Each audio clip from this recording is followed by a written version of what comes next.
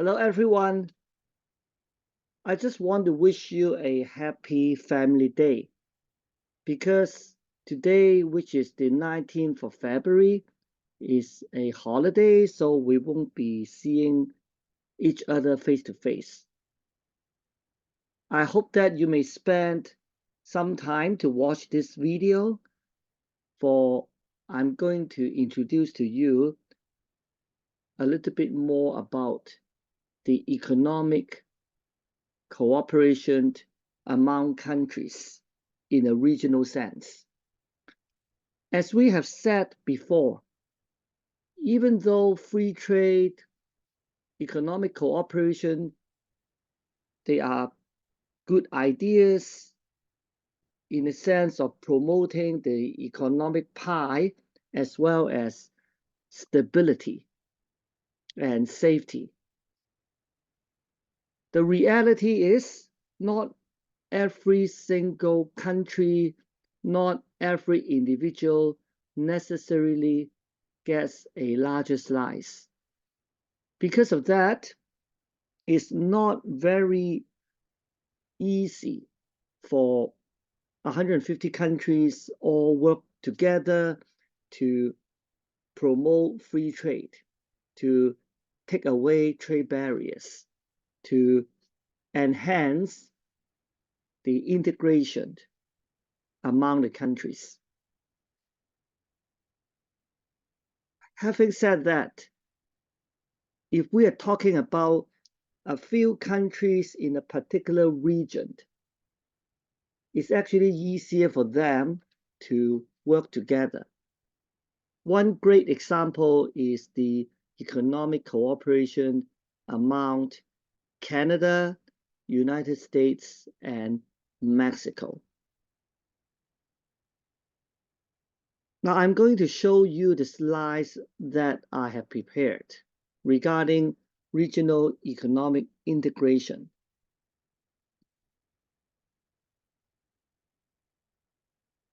So as you can see here, there are different levels of regional integration. Process whereby countries in a geographic region cooperate to reduce or eliminate barriers to the international flow of products, people, or capital. As you can tell from this diagram, the more inner the circle means the greater the integration. In fact, your learning activity as well as your assignment have to do with the analysis of the different levels of regional integration.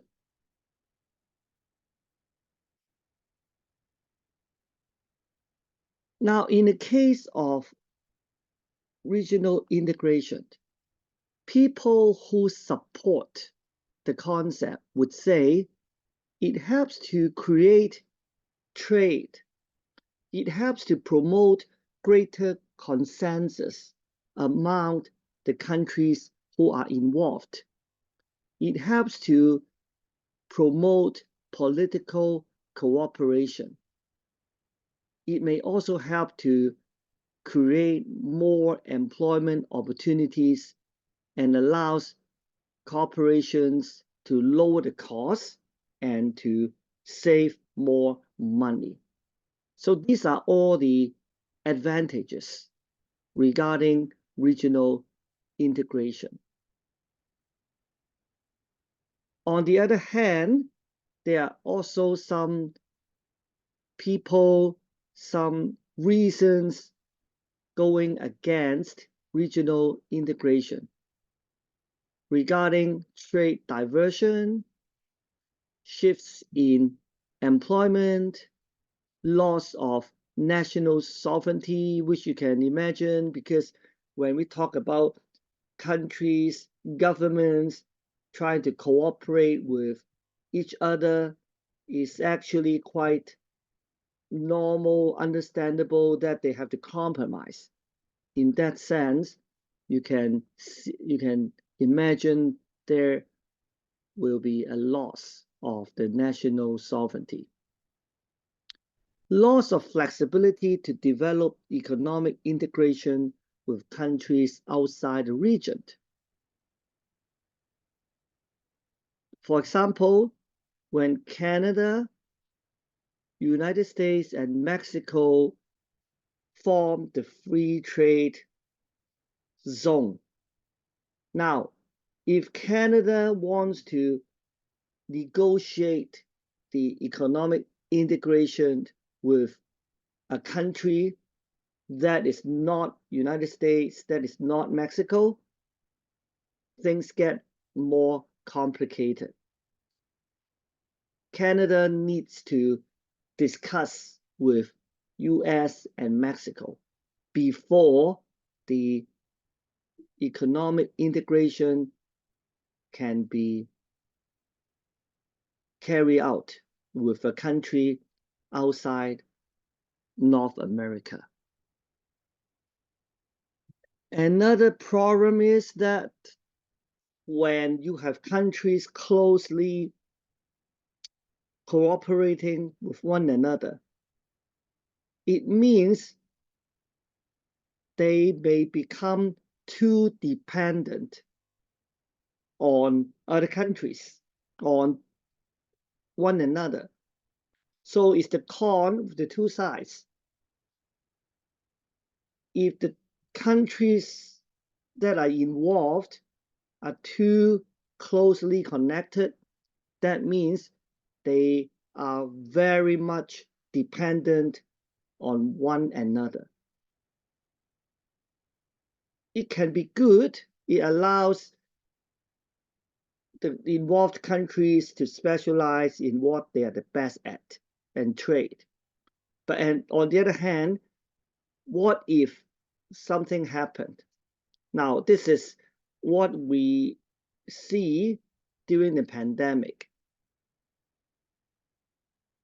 Canada relies a lot of products produced in Asia. When the pandemic came, it affected the supply chain, it affected the logistics, that actually made Canada running the risk of not having sufficient supply of necessities, some of the major products. So this is the risk that may happen. Now, these are some of the global major regional trading blocks. Okay, I'm not going to read it out word for word, but as you can see, for example, Canada, US, Mexico free trade agreement involves Canada, Mexico, and United States. And then we have, for example, the free trade agreement among the Central American countries. We have the European Free Trade Association. We have the Caribbean Community and Common Market, Free Trade Area of the Americas that involve the Central, North, and South American countries, Association of Southeast Asian Nations, ASEAN.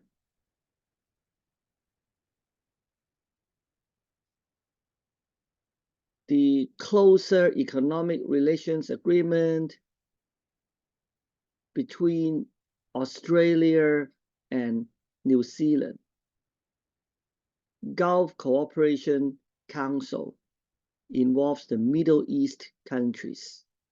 Also, Economic Community of West African States and the African Union. So there are so many regional trading blocks have been formed. that helps to promote the regional cooperation among the countries. It's actually much easier for them to do that rather than using the platform of World Trade Organization. Because when we talk about the World Trade Organization, there's just so many members being involved. It's not easy for them to come to an agreement. Now, this is about the European Union. Now, the European Union is not only a number of countries being economically integrated, but also politically connected. But if we look at the history of the integration in Europe, it first started with the European Coal and Steel Community. Now, to give you a little bit of the background, Europe experienced two major wars. And after the Second World War, a lot of the European countries basically said, hey, you know what? We don't want that to happen again. That actually is the major reason why the European countries were so keen to promote the economic integration. So 1957, being involved as the European Economic Community, and then 1967, the European Community. 1987, Single European Act. 1991, and there's a treaty being signed that set the single currency targets and outlined in eventual political union. And 1994, the EU, the European Union, was formed. And then they started to absorb more countries to be the members.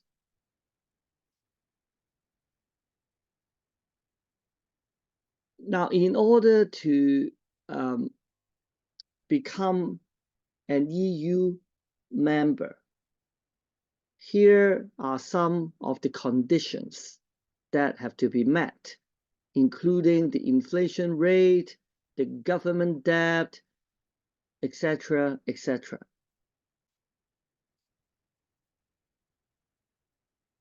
And now, almost all the EU member nations have adopted the single currency, the euro.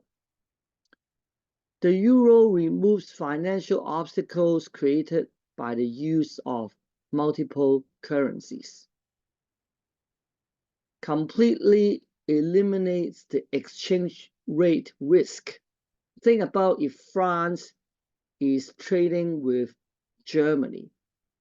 In the past, each country has its own currency, but now they are both adopting the euro, so they don't need to worry about the calculation of the exchange rate, and also they don't need to worry about the potential up and down of the exchange rate. So helps to eliminate the exchange rate risk as well as reduction of the transaction costs. The euro makes prices among markets more transparent too.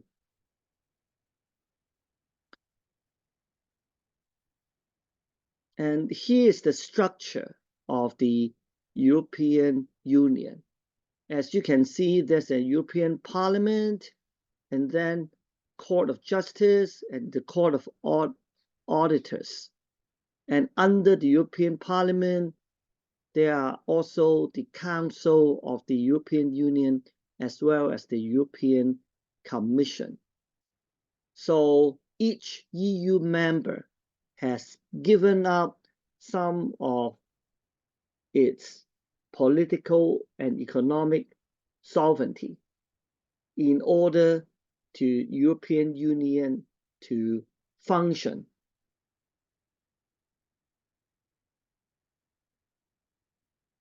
Now, the European Free Trade Association is about some European countries trying to cooperate with EU, but they don't want to be too much integrated with EU, because as we have said a few minutes ago, economic and political integration and national sovereignty are like the two sides of a coin. So some countries, they want to economically cooperate with the EU members, but they also don't want to lose their national sovereignty. That's why the European Free Trade Association was formed. Now let's talk a little bit about the North American Free Trade Agreement, which is probably the most important free trade agreement to Canada. It was effective in January 1994, comprises a market with 480 million consumers, with the population of Canada, US, and Mexico being combined. A GDP of around 21 trillion. So this free trade agreement among the three countries is perceived by many as a very, very successful example of economic integration. So here are some of the provisions regarding the government procurement practices, subsidies, countervailing duties, trade in services, intellectual property rights, standards of health, safety, and the environment. Local content requirements and the rules of origin. Regarding the local content requirements, NAFTA, Certificate of Origin. NAFTA means North America Free Trade Agreement, and the NAFTA Rules of Origin. But now, we no longer call our free trade agreement with Mexico and US as the NAFTA. It has recently been changed to a new agreement, which is similar to the previous one, but some details have been changed. The effects of the NAFTA, the North American Free Trade Agreement, leads to growing trade among Canada, US, and Mexico. Now, in terms of employment and wages, it depends on what kind of jobs you are working for. Because some people, unfortunately, do not benefit from the free trade agreement. Their jobs may be lost because of that. Their wages may be reduced because of that. It goes back to our illustration. When you have economic cooperation among countries, the overall economic pie may increase, but not everyone necessarily gets a larger slice. Some people argue that the free trade agreement may lead to environmental damage. So there are always some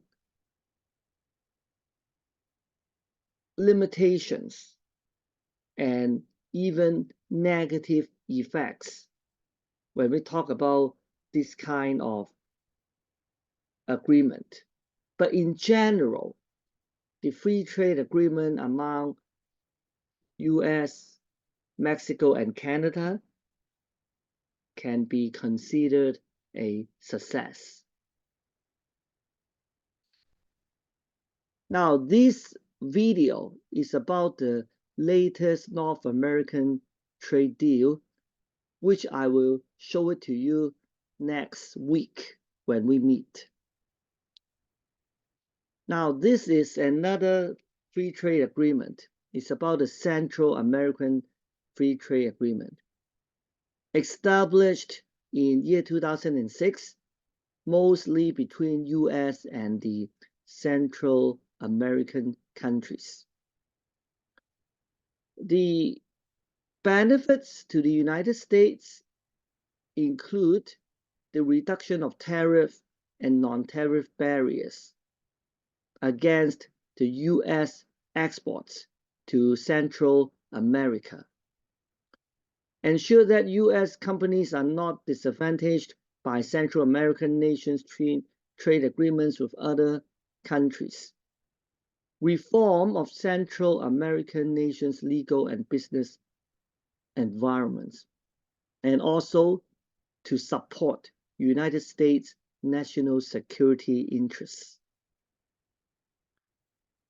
Now, this one is more about the South American countries, again, forming a kind of economic integration. And the market is around 100 million consumers with a combined GDP of around 600 billion. Then we have the Southern Common Market, which again has to do with South America. Then Central America and the Caribbean, they also have their agreements regarding the economic integration.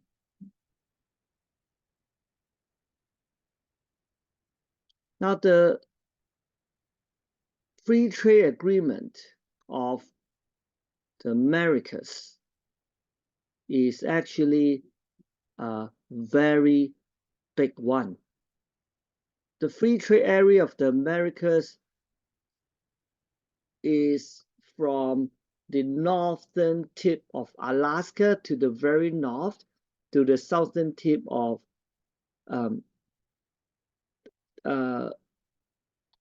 South America. If it turns out to be successfully implemented, it would comprise 34 nations and 830 million consumers. However, because we are talking about so many countries being involved, 34 nations, as we still remember, the more the nations being involved, the more difficult for this kind of free trade agreement to be implemented. The protest of many groups is actually slowing the progress of this FTAA. Now, Asia, the integration of in Asia has also been making progress. One of the classic examples is the ASEAN, with the Southeast Asian countries, including Indonesia, Malaysia, Philippines, Singapore, Thailand, Brunei, Vietnam, Laos, Myanmar, and Cambodia. And this Southeast Asian market consists of nearly 600 or even 700 million consumers with the GDP of over 2 trillion. The major objectives regarding the ASEAN is to promote economic, cultural, and social development in the region, safeguard the region's economic and political stability, serve as a forum in which the differences can be resolved fairly and peacefully. China, Japan, and South Korea are also trying to work closely with the ASEAN. And then we have the Asia-Pacific Economic Cooperation, which is another very important economic integration that involves Canada. Because Canada, especially the West Coast, is actually part of the Pacific Ocean. So this Asia-Pacific Economic Cooperation, the APEC, allows the 21 members to work closely with one another. It was formed in 1989, and up to now, the APEC still maintains the annual meeting and to further promote the cooperation among the members. And these are another like economic agreements and cooperations, including, for example, like Australia and New Zealand, forming the closer economic relations, Middle East countries forming the Gulf Cooperation Council, West African countries forming the Economic Community of West African States, and the African Union trying to strengthen the cooperation among the people in Africa. Now, this is the learning activity of this week. I have given you a video, and I want you, after watching the video, to tell me what is the CETA, when was it signed, and how does it affect Canada. Try to pick 2 areas regarding the CETA to talk about. So this is your assignment of this week. Next week, when we meet, we are going to talk about the international financial market. That's it for today, and I will see you next Monday. If you have any question, always feel free to email me. Thank you so much. Again, have a very nice